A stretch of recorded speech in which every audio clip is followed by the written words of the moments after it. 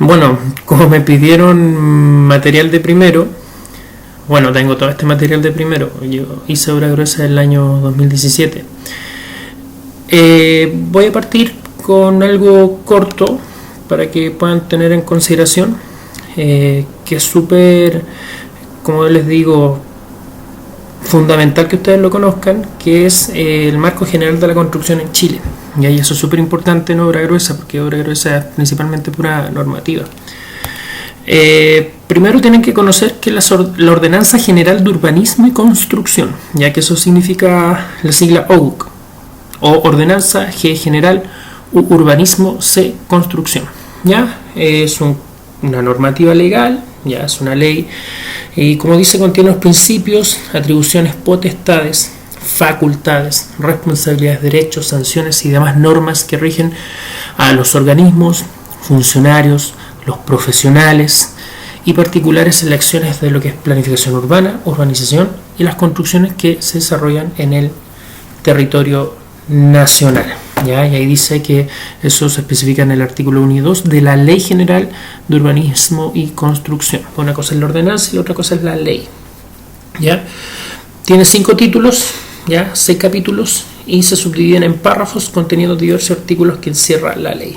Y esto es un resumen de lo que es la Ley de Ordenanza General de Urbanismo y Construcción.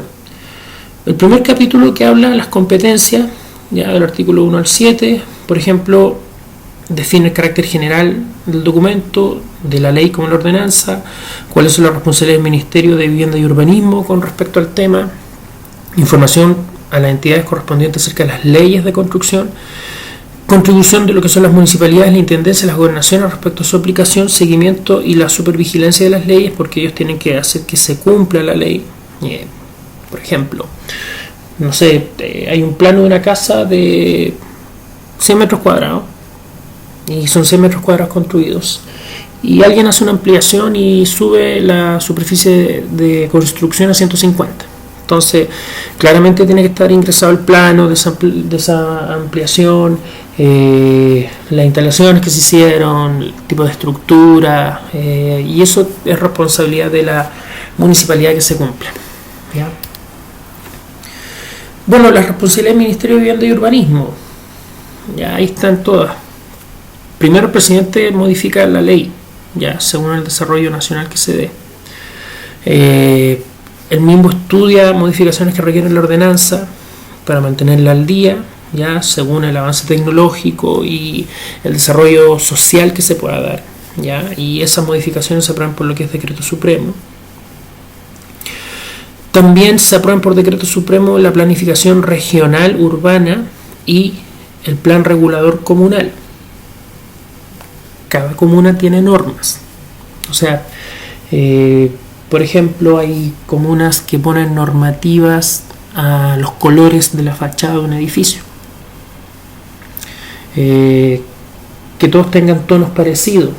O sea, hay municipalidades que no van a aceptar que el edificio sea de color amarillo canario o verde limón, sino que colores que sean más o menos sobrios en general. ¿Ya? Bueno, muchos depende también de la cultura de cada nación.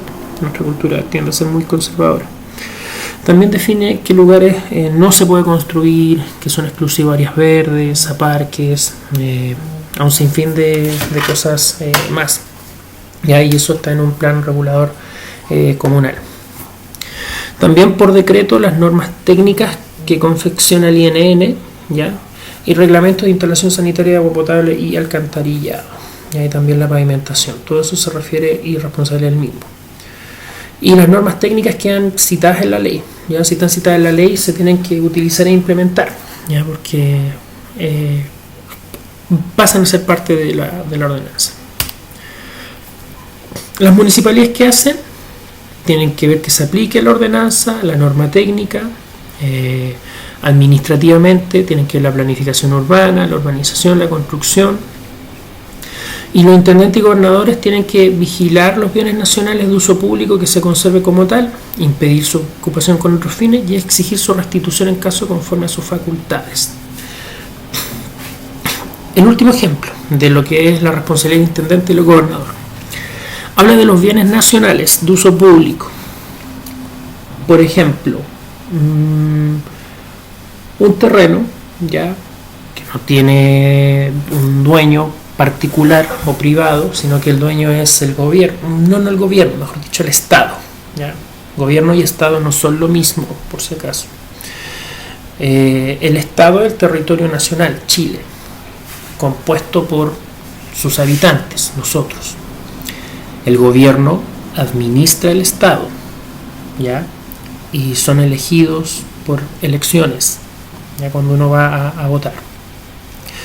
Entonces, el gobierno tiene una estructura, ya donde está el gobierno central, el presidente con sus ministros, después vienen las gobernaciones regionales, que son los intendentes, después vienen las gobernaciones provinciales, que están a cargo los gobernadores, y por último también vienen las comunas, que están por un alcalde, ya esa es la parte administrativa.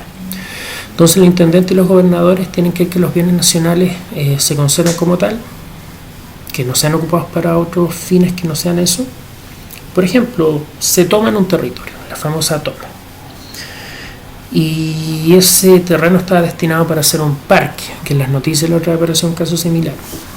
Bueno, ¿qué tiene que hacer? El intendente y los gobernadores tienen que ver que ese terreno no sea ocupado por una toma, que no esté viendo gente, sino que sea un parque, independiente de todo el tema social que puede haber de fondo.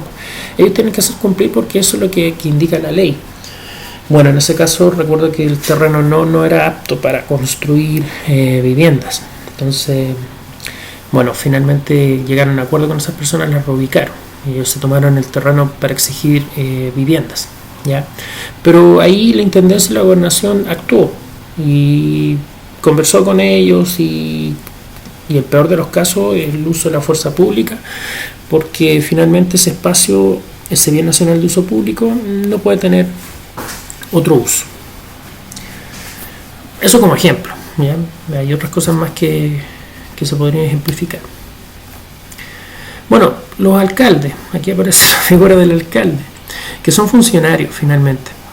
Tiene que haber un director de obra en cada municipalidad, en cada comuna. ¿Ya? Esta ley indica cuáles son las funciones y responsabilidades de esa persona. También hay que tener un planificador urbanista, en el caso que la municipalidad lo necesite, y también que establece las provisiones de los funcionarios municipales. En la municipalidad el director de obra tiene que ser un profesional con título universitario, ojo, eso lo indica la ley. Y en aquellas comunas que tengan más de 40.000 habitantes, el cargo tiene que ser desempeñado por un arquitecto o ingeniero civil. ¿Ya? En las demás comunas puede serlo un constructor civil, en el caso que sean menos de 40.000. Eso es lo que especifica la ley. Las funciones del director de obra: estudiar los antecedentes de los permisos de ejecución de obras, conocer los reclamos durante la faena, dar recepción final a las obras, y todo acuerdo a lo que es la ordenanza, ya en los planos reguladores, las normas, los reglamentos también que puede establecer el Ministerio de Vivienda y Urbanismo. Y también el otro rol que tiene es dirigir las construcciones municipales, ¿ya? Y supervigilar que estas construcciones se realicen bien cuando hay un tercero involucrado. O sea, pensemos en una municipalidad, en una comuna cualquiera. Ñuñoa. Ya, Ñuñoa quiere construir un consultorio, un CEFAM, en una localidad. Ya es una obra netamente de fondos municipales. Y ahí, ¿quién es el responsable? El director de obra. O sea, el director de obra tiene que ver que se construya el CEFAM acorde a la especificación técnica, acorde a los planos, que todo se cumpla. Claramente no lo va a hacer él personalmente, va a designar a alguien, pero finalmente el responsable de lo que ocurra va a ser él. ¿Por qué? Porque la municipalidad no va a hacer la construcción directa del consultorio, va a ir a un proceso de licitación donde van a elegir un oferente, o un contratista, o una constructora en este caso, y la constructora va a ser el consultorio, el CEFAM. Finalmente el director de obra con sus funcionarios tienen que fiscalizar que se realice bien la construcción. Bueno, funciones del asesor urbanista. Ya, como dice, todas las municipalidades tienen un plan regulador aprobado. La comuna tiene un centro urbano de más de 50.000 habitantes. tiene que tener un asesor urbanista y es desempeñado por un arquitecto. ¿Cuáles son las funciones de asesor urbanista? Estudiar el plan urbano o el plan regulador comunal, actualizarlo, hacer modificaciones que sean necesarias, preparar los planos seccionales, con su detalle, revisar los planos de subdivisión, el loteo, que tenga urbanización, ya cautelando su estricta concordancia con las disposiciones del plan regulador y su ordenanza local, y autorizar los conjuntos armónicos. Eso se refiere a los edificios finalmente. ¿Qué otra cosa más? Estudia los programas anuales ya de materialización del plan regulador y el presupuesto de inversión de lo que es la comuna. ¿Qué tipo de obras se van a hacer? Eso se refiere en el último punto, como el ejemplo puse de construir un consultorio, o un CEFAM que ahora se le conoce. Los profesionales, aquí habla que los profesionales tienen que trabajar acorde a lo que indica la ley, ¿ya? La responsabilidad de cada propietario y los lugares en que desarrolle el trabajo, como la referencia y sanciones civiles correspondientes en caso de no cumplimiento. Toda obra está sometida a lo que indica la ley, tiene que ser proyectada y ejecutada por profesionales legalmente autorizados de ello y de acuerdo a las normas que les señale la ordenanza general. Ahora, para la ley, ¿quiénes son los profesionales competentes? Como indica, los arquitectos, los ingenieros civiles, los ingenieros constructores y los constructores civiles, ya las personas que se encuentran legalmente habilitadas para ejercer dicha profesión y son responsables por sus acciones u omisiones en el ámbito de sus respectivas competencias. Ya que yo me acuerdo que a los de proceso portafolio yo algo les mencioné de eso. O sea, el ingeniero civil va a ser responsable de lo que es el cálculo, de la cantidad de fierro, del hormigón que se haya colocado. El ingeniero constructor es responsable de la ejecución, si se hizo acorde a lo que indica el plano, lo que dice la especificación técnica, si respetó, no sé, los espesores de losa, los diámetros de acero, ya en esa parte es responsable esta profesión. Y lo mismo que el constructor civil. Bueno, responsabilidad de los profesionales, aquí aparece la responsabilidad del arquitecto, ya cumplir las normas legales, hacer cumplir también la ley. El ingeniero está a cargo del cálculo estructural, los planos, su memoria de cálculo, la especificación técnica, el estudio de la mecánica de suelo, ¿ya? Y cumplir todas las normativas que estén relacionadas con ello. Los constructores, ya como había indicado acá, son responsables de los fallas, errores o defectos de la construcción, incluyendo las obras ejecutadas por los subcontratistas y el uso de materiales o insumos defectuosos. Eso es súper importante. Y tenemos un inspector técnico de obra, conocido como LITO, y quien es responsable de supervisar y vigilar que las obras se ejecuten conforme a lo que indican los planos, conforme a lo que indica la especificación técnica, conforme a lo que indica la normativa, ¿ya? Y también lo que indica la ley. Él también puede aprobar modificaciones que no vayan a alterar al proyecto, que no vaya a generar por decirlo, un peligro a este. Y todo tiene que quedar especificado en un libro que ya muy pronto vamos a hablar de él. Bueno, también habla de las garantías. Ojo, las construcciones tienen garantías y eso están por ley. El plazo 10 años en lo que son lo estructural o la estructura soportante del inmueble, 5 años cuando son elementos constructivos de las instalaciones, ya fallado defecto de elementos constructivos de instalaciones, 3 años en lo que es terminación y acabado de obras. O sea, el hormigón armado, la enferradura, un pilar, una viga tiene una garantía de 10 años. Ya eso tiene que soportar, ahí está la estructura.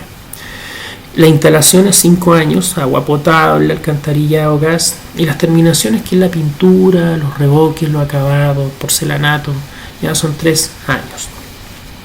Los casos de fallo o defectos que no estén incorporados expresamente en los numerales anteriores o que no sean asimilables o equivalentes a los mencionados en esto, las acciones prescribirán en el plazo de 5 años. Si hay una garantía que no entre en alguna de estas 3, automáticamente posee una garantía de 5 años. Aunque es muy difícil que una no entre en uno de estos tres tipos de condiciones o de garantías. Sanciones. ¿Ya? Si se hace una infracción, o se cumple una infracción, o se hace algo que no es correcto, o los profesionales no cumplen su normativa, se sancionan con multas, ya que van del 0,5 al 20% del presupuesto del proyecto. Ojo. Los funcionarios fiscales, que en este caso o municipales, serán civil, criminal y administrativamente responsables de los actos, resoluciones u omisiones ilegales que cometan extracción en la ley. Ya, así que es súper importante en esa parte. Vuelvo al ejemplo del consultorio o el CEFAM que se está construyendo. Si el director municipal o el funcionario municipal sabe que le cambiaron la resistencia al hormigón, él está y no hace nada, él ya es responsable de lo que está sucediendo y lo que pueda ocurrir. Ahora, si no tiene conocimiento, también es responsable, porque como dice ahí, omisión. O sea, significa que él no estuvo supervisando ni fiscalizando. Por lo tanto, si la constructora o el contratista llegara a hacer algo que no corresponde, va a ser responsable legalmente. Y en el ámbito privado ocurre lo mismo, pero con los profesionales que están a cargo de la construcción. También hace la planificación urbana. Ahora, ¿qué es una planificación urbana? Como indica la definición, es un proceso que se efectúa para orientar y regular el desarrollo de los centros urbanos en función de una política nacional, regional y comunal de desarrollo socioeconómico. Bueno, esto es por decirlo, lo bonito, ¿ya? A veces se cumple, otras no, pero una planificación urbana debería ser así. O sea, que todo gire en torno a un centro organizado. O sea, ¿qué quiere decir? Que si hay un edificio, ojalá que haya un colegio cerca, centro de salud cerca, supermercado, farmacia, acceso a transporte, locomoción. Es algo que se está tratando de mejorar. Cuando se hacen las líneas de metro, eso genera un ordenamiento social y una planificación, porque genera mayor conectividad. Ahora, bueno, hay muchos tipos de planificación urbana. Existe a nivel nacional, a nivel regional, a nivel intercomunal, o sea, entre varias comunas, y comuna, ¿ya? Depende cómo se confecciona, quién es el responsable de hacerlo. La nacional, aquí está el responsable, Ministerio de Vivienda y Urbanismo. Planificación a nivel urbano y a nivel nacional, ¿ya? También ahora está la responsabilidad del Ministerio de Obras Públicas, lo que es, por ejemplo, más los que es la conexión, caminos, puentes, proyectos más grandes. Y la regional, bueno, el desarrollo de la misma región y a cargo del intendente. Cuando hablamos de un hospital regional, por ejemplo, ya es una planificación urbana. En qué parte de la región se ubicará, a qué comunas, ciudades o pueblos va a beneficiar. Ya, eso es una planificación. Y bueno, en las intercomunales, varias comunas, ya, la idea es que hay una integración al área urbana en sí. Y como dice, cuando esta unidad sobrepasa los 500.000 habitantes, la categoría que es un área metropolitana, ya, se realiza por medio del plan regulador intercomunal o el plan regulador metropolitano.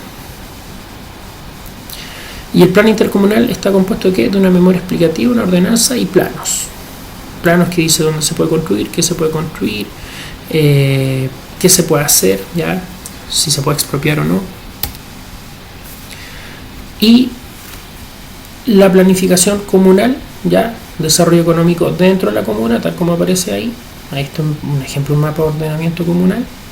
Ahí dice plan del año 96 a 98 como un ejemplo. Dice que aquí está la zona de agricultura, que hay riego, ya divide. Y aquí se hace una planificación de cómo va a ser ese territorio.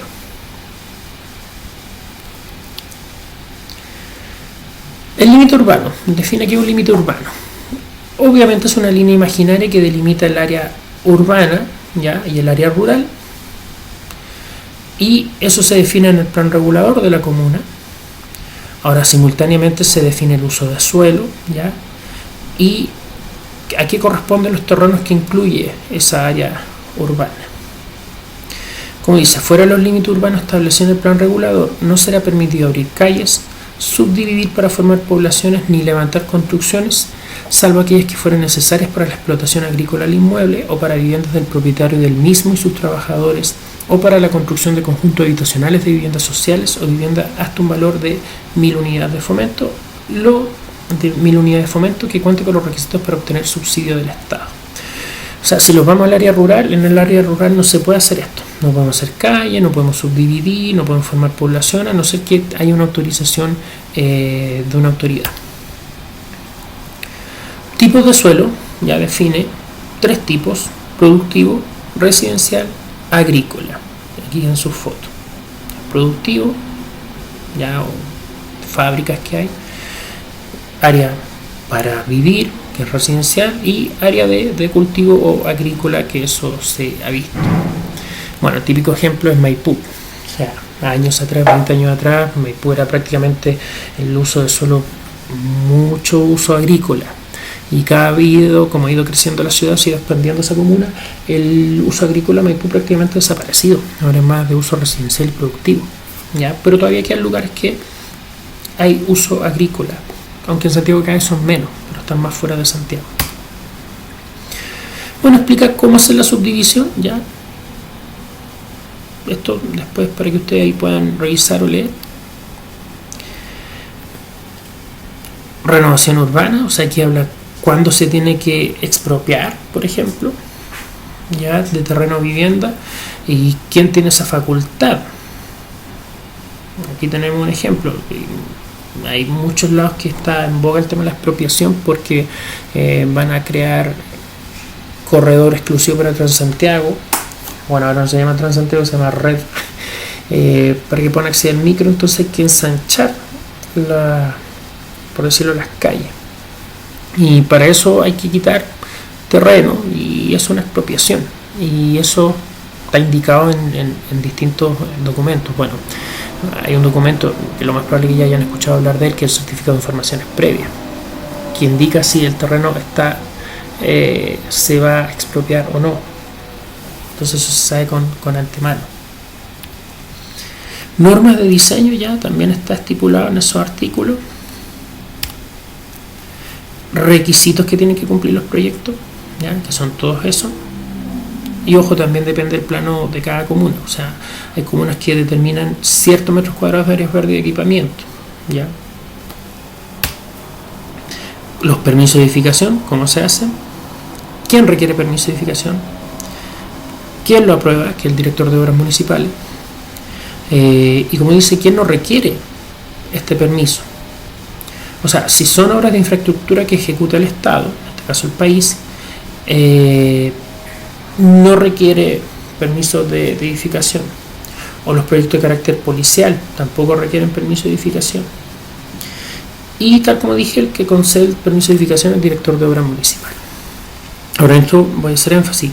Si se va a construir una cárcel, claramente cuando uno pide el permiso de obra, hay que ingresar los planos, presentación técnica, hay que ingresar absolutamente todo, y eso queda en la municipalidad.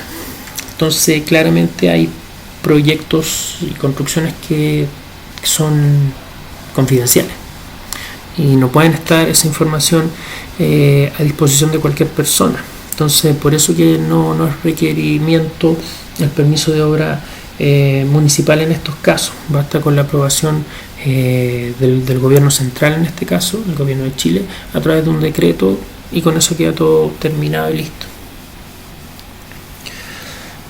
Bueno, también habla cuándo no es necesario pedir un permiso de edificación. Ojo, no se solicita permiso de edificación para todo. Si vamos a hacer una obra de carácter no estructural al interior de una vivienda, no sé, vamos a dividir una pieza, es muy grande la pieza, vamos a poner tabique, eso no necesita permiso de edificación, ¿ya? Elemento exterior que está sobrepuesto y no requiere un cimiento, o sea que no hay que excavar, no necesita permiso de edificación. El cierre interior, obras de mantención, ya, instalaciones como cuando hay una empresa de telefonía que va a instalar internet, o en un poste ponen el cable y lo tira a su casa, no necesita permiso de edificación. Las piscinas privadas que estén a más de 1,5 metros del deslinde con los vecinos, con predios vecinos, ya y las antenas de telecomunicaciones tampoco necesitan permiso de edificación, pero sí presentar a la Dirección de Obras Municipales con 15 días un aviso de instalación. Ya con eso es suficiente. Requisitos para el permiso de edificación. Todo esto es lo que se pide. Y aquí está la solicitud de permiso de edificación y la Dirección de Obras Municipales, un plazo de 30 días para indicar si lo aprueba, lo rechaza o qué observaciones tiene. Y como dice, el permiso de edificación dura 3 años. ¿Ya? Ahora, si el titular efectúa los trazados de obra y comienza las excavaciones antes del vencimiento de este permiso de edificación, lo mantiene vigente de forma indefinida sin necesidad de seguir la construcción en sí, para que sepan. Los valores de los permisos, ahí está, qué porcentaje, generalmente un porcentaje de lo que es del presupuesto. Y los requisitos para la recepción final, para que el municipio apruebe el edificio y pueda ser utilizado dependiendo del destino que se le dé, si comercial, por ejemplo un centro comercial, o si una vivienda, o si un edificio de condominios donde van a recibir muchas personas. Bueno, esto es importante, mire, el certificado de ensayos de hormigones, que en algún momento se toca más en el curso de hormigones. Y hay que otra cosa más, que una vivienda económica, ya que el famoso DFL2, que le dicen las viviendas DFL2 porque no pagan contribuciones. Y aquí se explica lo que es el DFL2. O sea, a partir del año 60 fue como para aumentar la productividad de la construcción, pues estamos en una crisis económica. Dice que las viviendas que no superen los 140 metros cuadrados ya están libres de impuestos. Ya no pagan impuestos a la renta, por si acaso. Y están eximidas de contribuciones, ahí dice, de 10 a 20 años, dependiendo de que la superficie edificada no supere los 140, los 100 o los 70 metros. Y la mayoría de las viviendas que se construyen son DFL2, para tener ese plus de que no cancelan un impuesto si hay un arriendo de la propiedad y evitar el tema de las contribuciones. Bueno, el Servicio de Impuesto Interno también tiene relación con un poco la ordenanza en el tema de que tiene que vigilar que las viviendas económicas de FL2 mantengan ese requisito, ya, porque el Servicio de Impuesto Interno es el que cobra todos los impuestos y las contribuciones, que finalmente son los fondos, el dinero que obtiene el Estado para poder hacer cosas en el país. Y esa es la parte que tiene la participación del Servicio de Impuestos Internos, ¿ya? Después viene el título 3 que habla de la construcción. Y principalmente, como dice, todas las normativas que estén hechas por el INN son de cumplimiento obligatorio por estar mencionadas en el Decreto Supremo número 47 del Ministerio de Vivienda y Urbanismo y además por la Ordenanza General de Urbanismo y Construcción. O sea, ¿qué quiere decir? Que si la ordenanza cita algunas normas, se tienen que hacer sí o sí bajo esas normas y se tienen que cumplir, ya, porque pasan a ser parte de lo que es la ley. Bueno, ahí ustedes pueden descargar, si me meto a ese link, miren, ahí está el listado de todas las normas técnicas obligatorias y ustedes las pueden descargar. Ya, por ejemplo, veamos una norma hormigón. Bueno, ahí quiero una más conocida. Cómo se sacan los testigos de hormigón, pueden ver con requisitos de los áridos. Hay varias mecánicas de suelo que es súper importante. Bueno, hay 12 páginas si se dan cuenta, de puro lo que es normativa obligatoria. Las baldosas, ya ahí ustedes pueden ir revisando madera, carpintería aluminio. Voy a ver si por ahí está la norma 170. Está de morteros, miren. Contenido de aire, de hormigón, miren. Puede ver la norma usted perfectamente. Claro, ahí está en tipo ebook y usted puede ir revisando y leyendo la normativa. Entonces, tal como indiqué acá, normativas técnicas. Y bueno, eso es un poquito como algo de obra gruesa. Voy a ver si hago otro video que hable de la gestión del proyecto e ir hablando algunos términos y conceptos de esto. Espero que les sea de utilidad este video. Gracias.